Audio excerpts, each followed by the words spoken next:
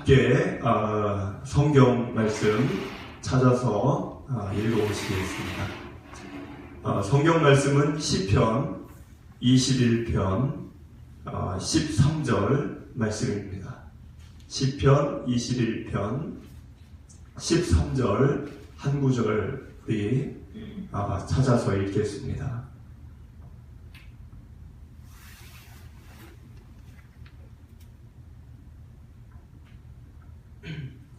함께 우리 읽어보시겠습니다. 여호와여, 주의 능력으로 높임을 받으소서. 우리가 주의 권능을 노래하고 찬송하게 하소서. 아멘.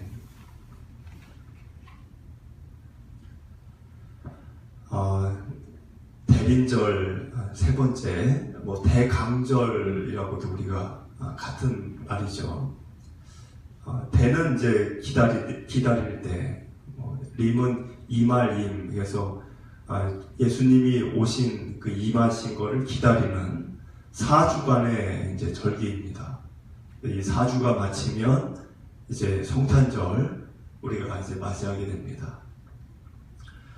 이 대림절 여러분들이 이 땅에 오신 예수님을 깊이 묵상하시고 또 그 예수님이 우리와 함께 하시기 때문에 나의 일상생활 속에서 주님과 조금이라도 더 가까이 함께 생각을 나누고 마음을 나누고 또 그 주님이 원하시는 그런 삶에 여러분들이 거하시기 위해 노력하고 애쓰시면서 그렇게 우리가 성탄을 맞을 때 더 그 성탄의 의미가 더 있게 될 것으로 생각을 합니다.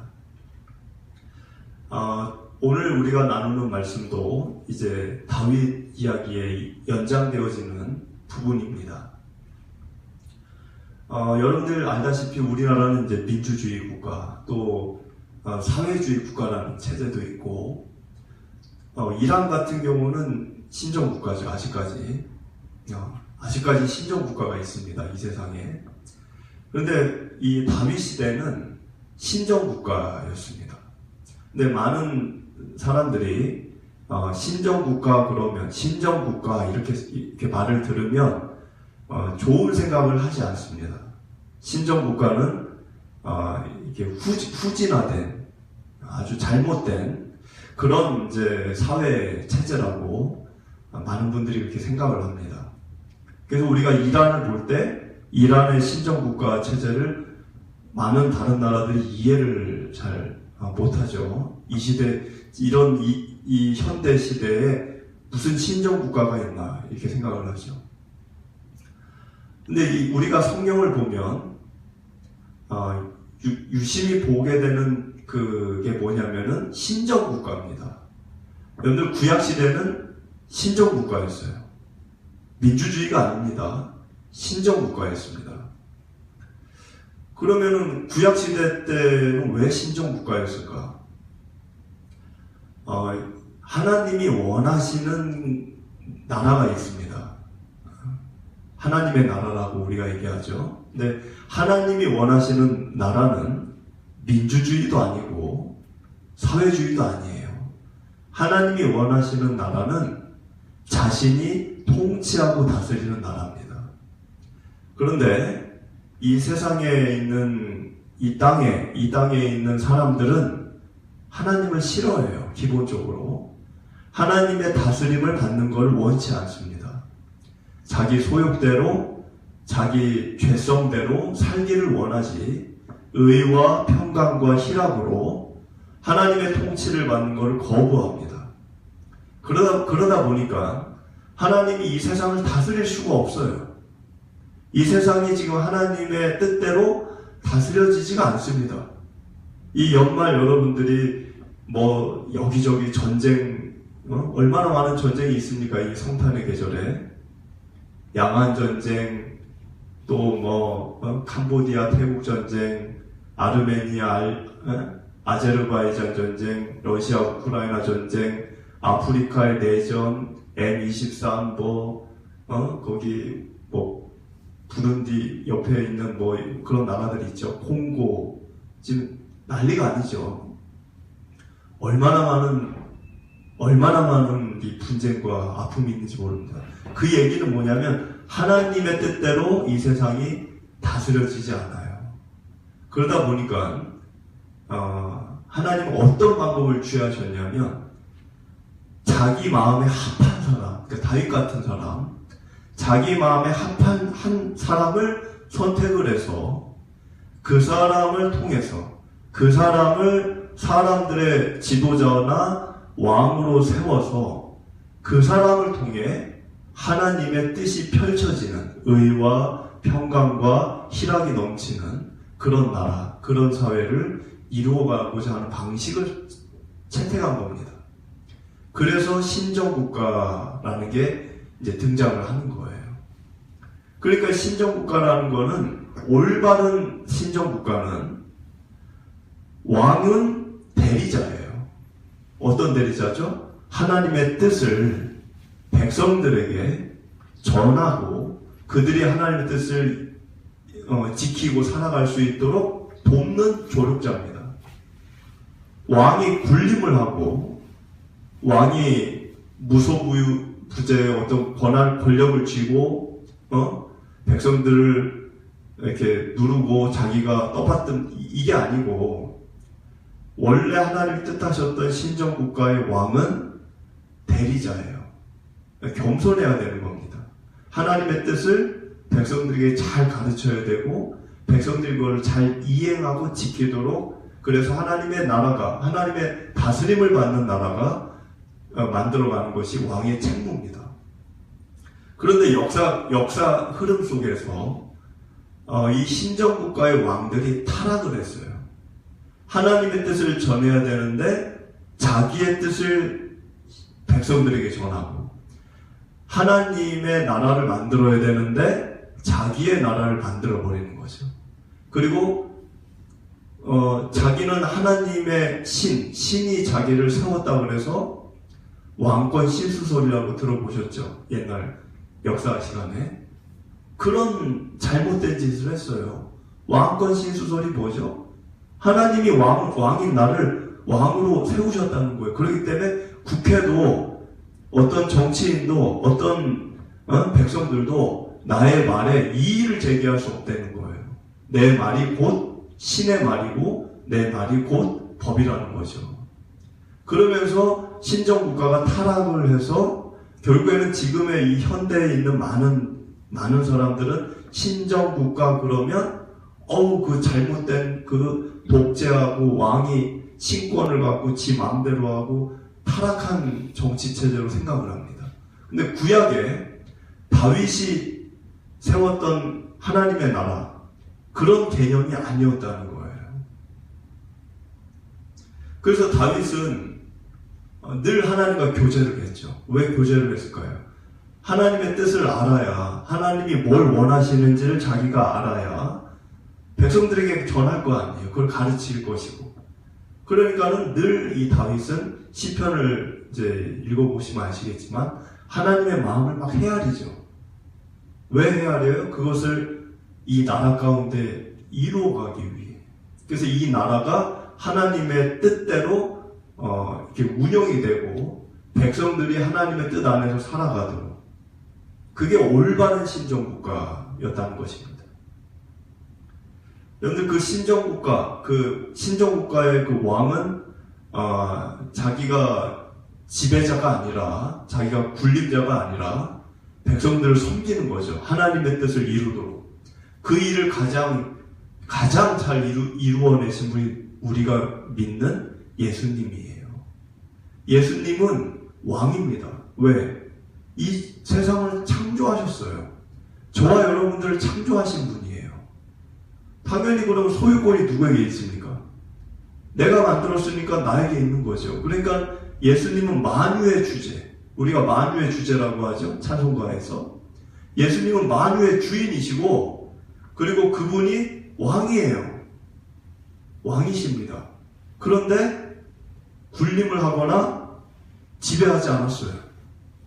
이 땅에 오셔서 아버지 되시는 하나님의 뜻을 세상 사람들에게 가르쳤고, 그들이 아버지 하나님의 뜻을, 성부 아버지 하나님의 뜻을 이루어가며 살아가도록 자신의 몸이 십자가에 달려 죽을 때까지 그 일을 끝까지 하신 게 예수님이시죠.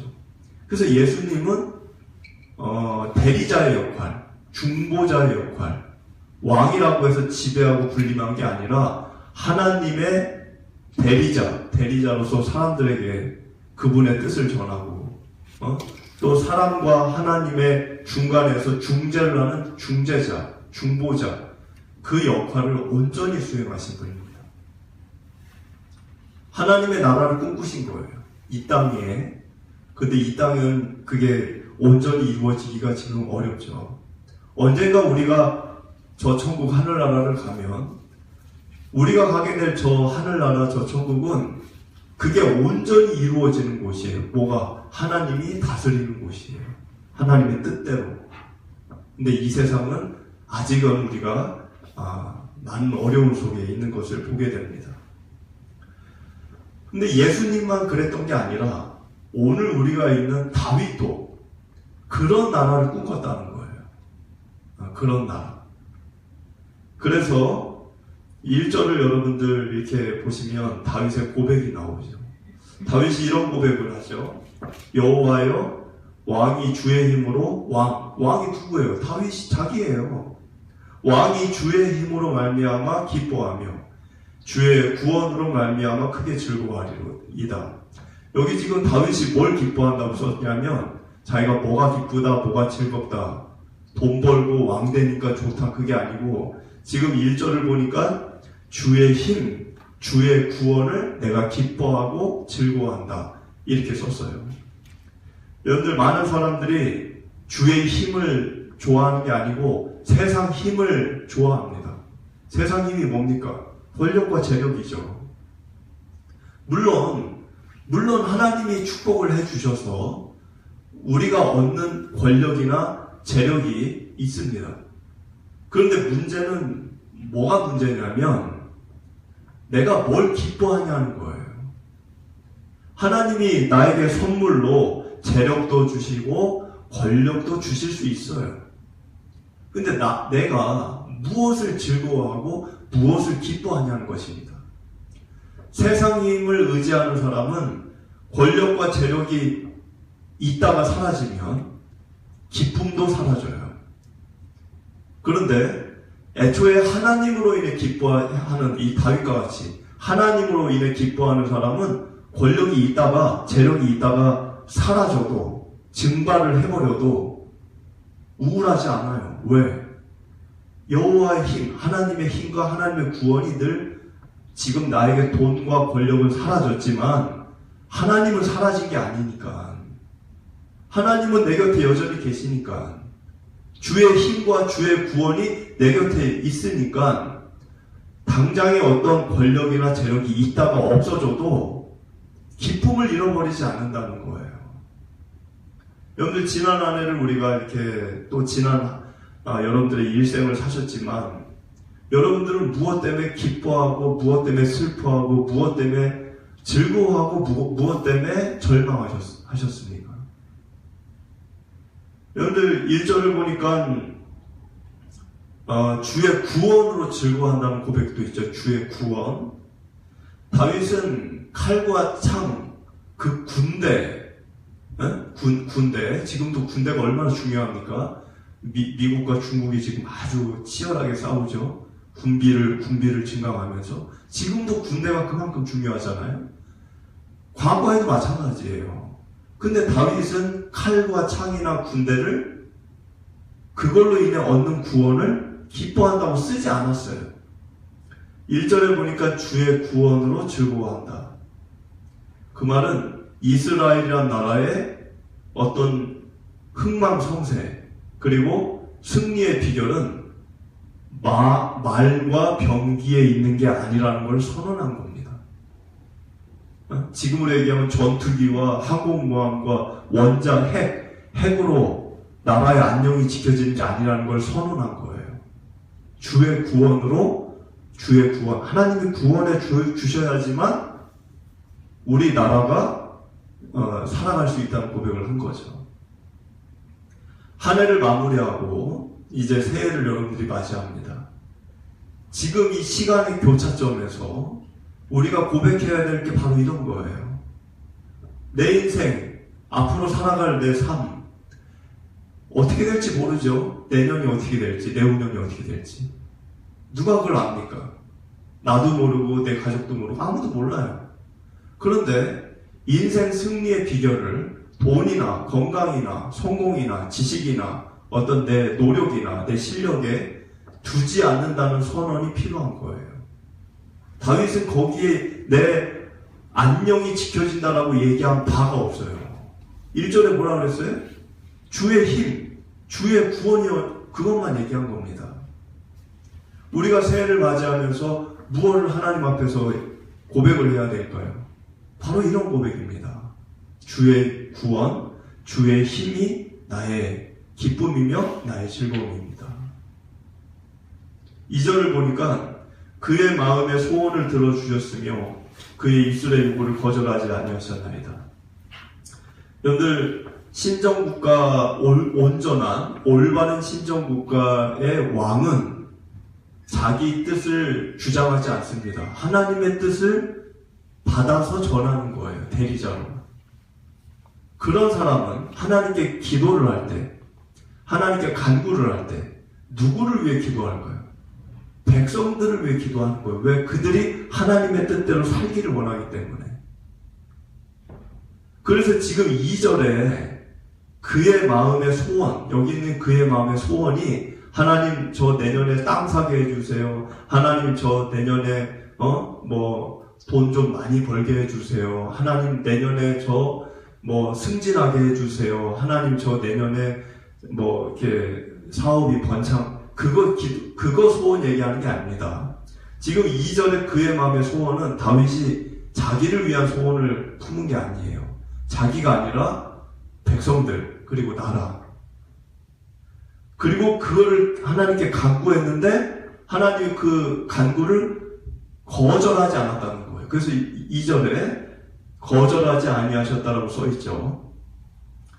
그런데 이것은 나 자신을 위해 기도하는 걸 얘기하는 게 아닙니다. 거듭 제가 강조하지만 여러분들, 청교도인들이 직업 소명관이 있었어요. 지금은 크리스찬들이 이게 거의 없어요. 거의 없다고 저는 보는데, 청교도인들이 갖고 있었던 프로테스탄트의 가장 시초였던 청교도인들이 가졌던 직업 소명관이 뭐냐면 목사만 성직이 아니라는 거예요.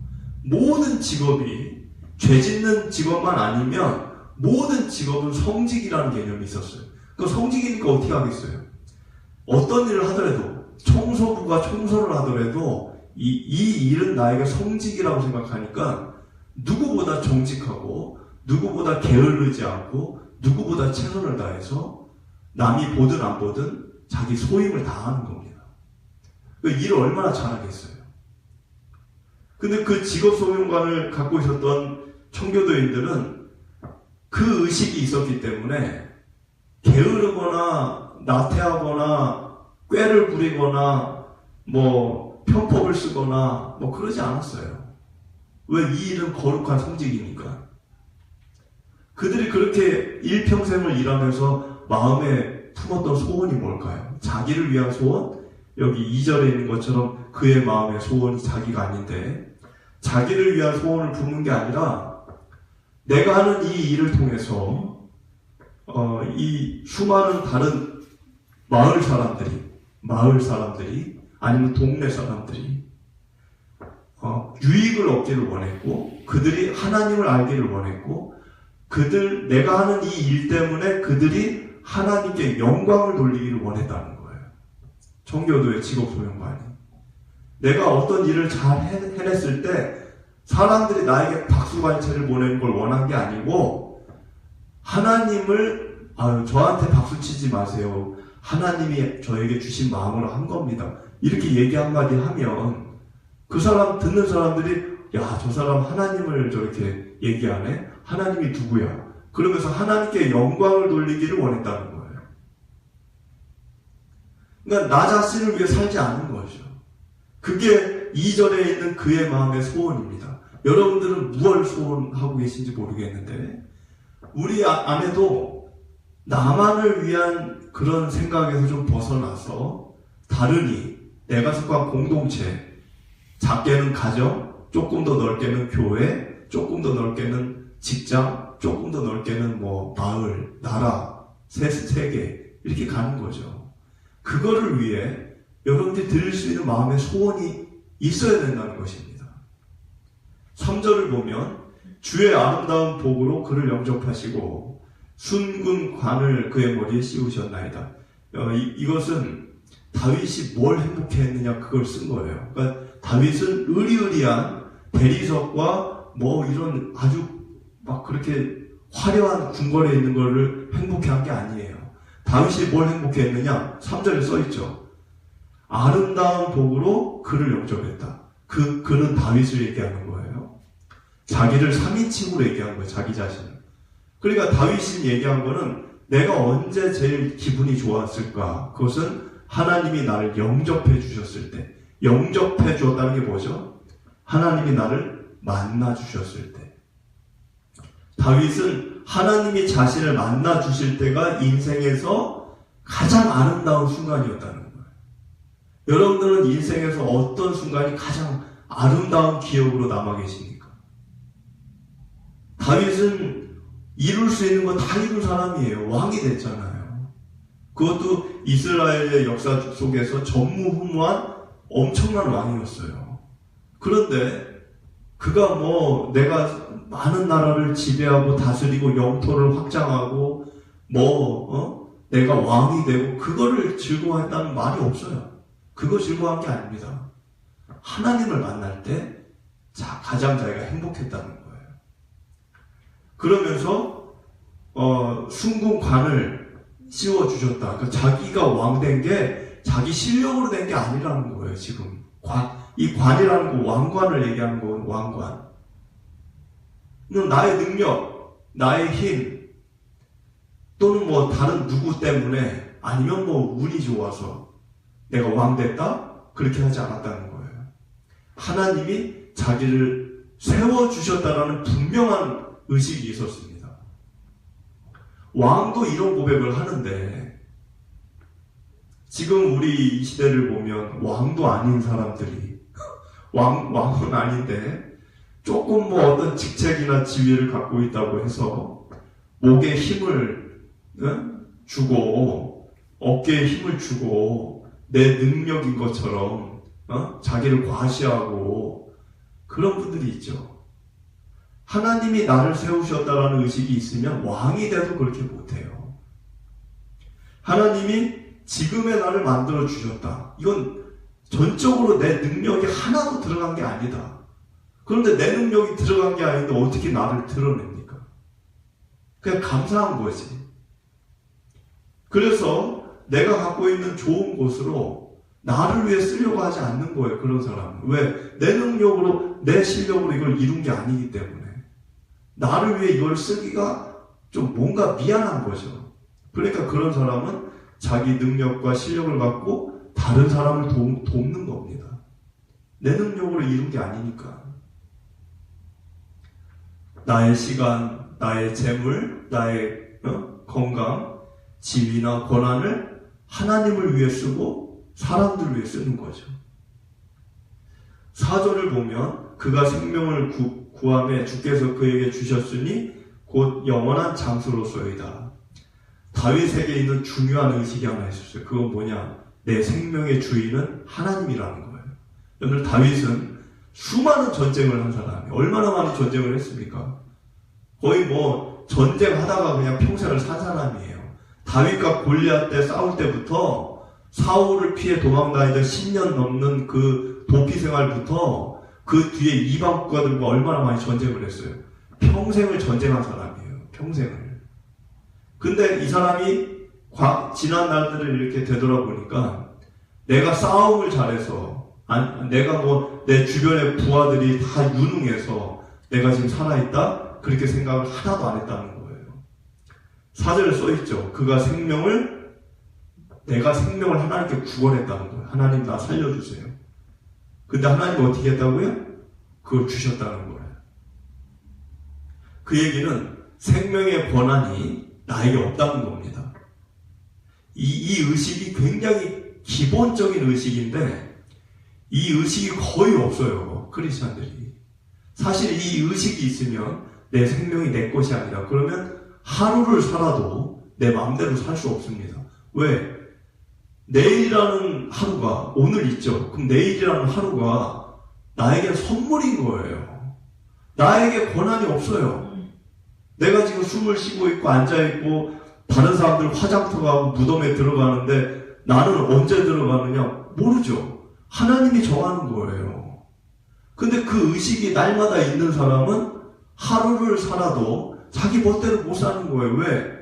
이거는 선물인 거예요. 그런데 그 의식이 없다 보니까 자기 건 줄 알고 내 생명이 내 건 줄 알고 하루가 내 건 줄 알고 내 마음대로 사는 겁니다. 7절을 보면 왕이 여호와를 의지하오니 지존하신 이의 인자함으로 흔들리지 아니하리이다. 다윗은 생각했어요. 가장 든든하고 안전하고 신실한 의지할 분은 어디에 있을까? 그게 어디에 있을까? 군대에 있을까? 아니면 강한 나라를 세우면 될까? 아니면 뭐 똑똑한 지식에 있을까? 여러 가지 생각했겠죠. 내가 의지할 게 무엇일지를. 찾고 찾았던 다윗의 답은 여호와 하나님이셨다는 거예요. 사람은 연약합니다. 그렇죠? 사람은 돈이 많든 돈이 적든 다 연약해요. 그런데 풍요로우면 풍요로운 대로, 그리고 가난하면 가난하고 어려운 대로 사람은 다 넘어져요. 풍요로운 사람들은 언제 넘어지죠? 풍요로우니까, 넉넉하니까, 아쉬운 게 없으니까 수많은 유혹을 견디지를 못합니다.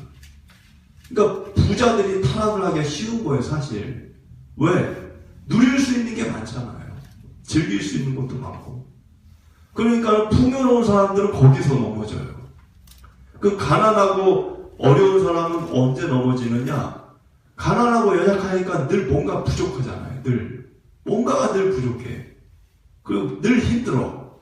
그러면 하나님을 반대로 잘 붙잡아야 되는데 하나님을 붙잡아도 이게 도움이 안 되는 것 같은 거예요. 당장은 돈이 있어야 되고 당장은 뭐가 있어야 내가 먹을 음식이 있거나 뭐가 있어야 살 거 아니에요. 하나님을 믿는다고 뭐 하늘에서 갑자기 뭐가 떨어지는 것도 아니고. 그러니까 이 어렵고 가난한 사람들은 쉽게 죄와 타협을 합니다. 잘못된 일에 이렇게 휘말리는 거죠. 사람은 그래서 풍요로우면 풍요로운 대로, 어려우면 어려운 대로 다 무너지기가 쉬워요. 그런데 다윗은 그 두 가지를 다 경험한 사람이죠. 다윗은 이 밑바닥에서부터 저 하늘까지 다 경험한 사람이에요. 밑바닥 인생을 살았잖아요. 막 집도 없이 막 거지처럼, 막 그 정처 없이 막 사울 왕을 피해 도망 다닐 때 거의 거지죠, 뭐 수준이. 그렇게도 살아봤고 의리의리한 왕궁에서도 살아봤어요. 근데 다윗은 어려울 때도 하나님을 의지했고 부유했을 때도 하나님을 의지한 겁니다. 이게 대단한 거예요. 대부분의 사람들은 이 두 가지 중에 하나일 경우에 하나님을 버려버려요. 더 어려운 사람들은 둘 다 하나님을 버려버려요. 어려울 때도 하나님 버려버려, 풍요로울 때도 하나님 버려요. 근데 다윗은 위대한 게 한결같았다는 거예요. 여러분들 찬송가에 초막이나 궁궐이나 내 주 예수 모신 그 어디나 하늘나라 그런 찬송가 있죠? 초막이나 궁궐이나 다윗이 사실 그렇게 살았어요. 저는 궁궐에 안 있어봤어요. 아직 초막은 조금 완전 초막은 아니었고 근사한 초막은 좀 해본 것 같은데 궁궐은 아직 저는 경험 안 해보셨어요. 안 해봤어요. 제가 뭐 100억대 200억대 무슨 자산가도 아니고. 그러니까 저도 목사지만 제가 그러한 위치에 올라가면 어떻게 될지 모르는 거예요. 저도 그걸 안 겪어봤기 때문에. 근데 다윗은 실제로 다 겪었어요. 근데 하나님을 늘 붙잡았다는 거예요. 그러니 얼마나 하나님이 볼 때 그 7절에 고백을 했죠. 다윗이 내가 흔들리지 아니하리이다. 진짜로 흔들리지 않았어요. 다윗은. 8절부터 11절을 쭉 눈으로 한번 이렇게 시간이 없기 때문에 눈으로 한번 이렇게 보시기 바랍니다.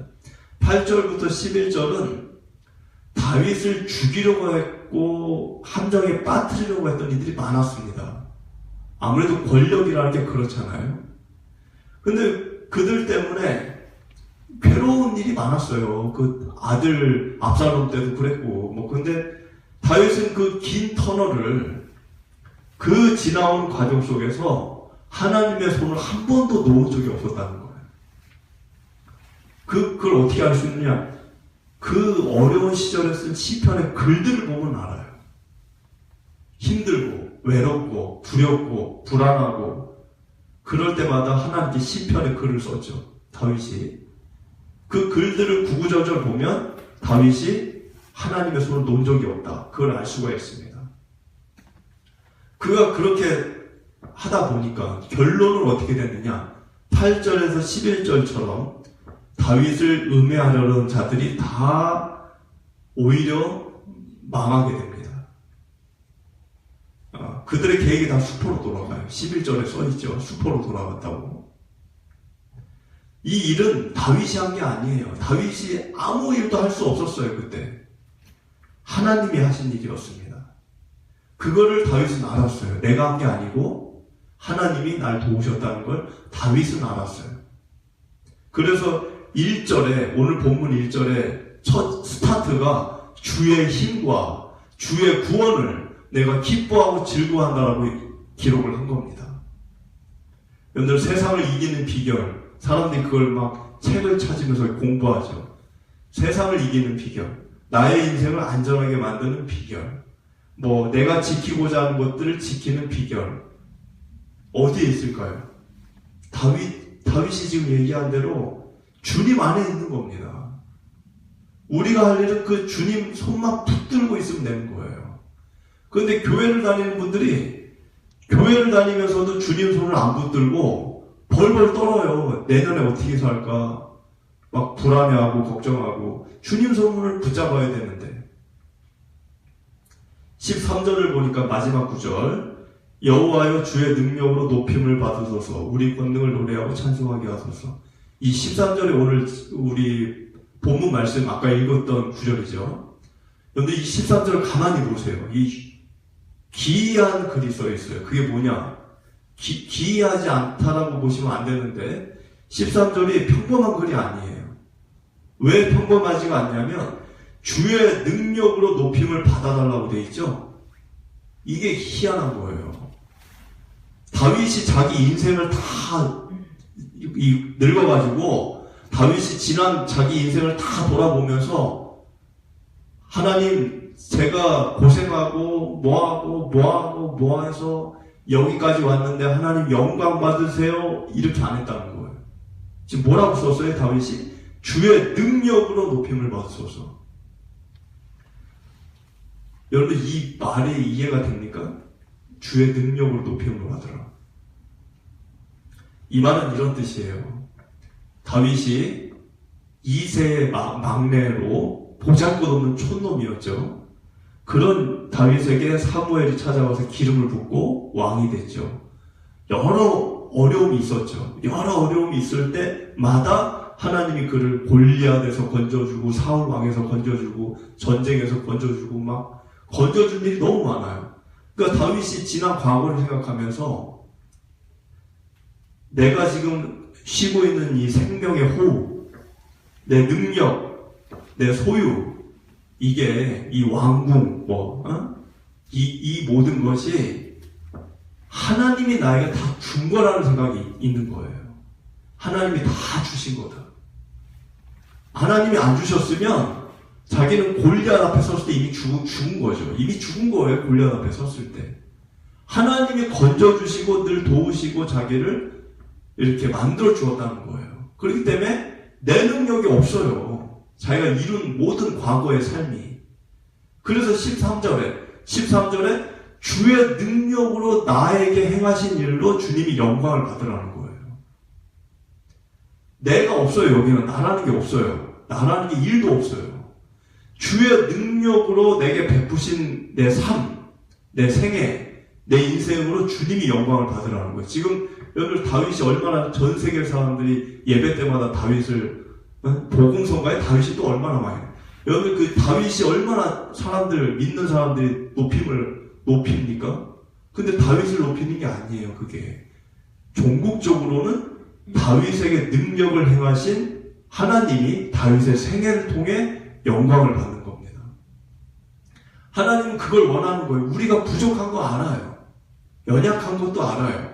모자란 것도 알아요.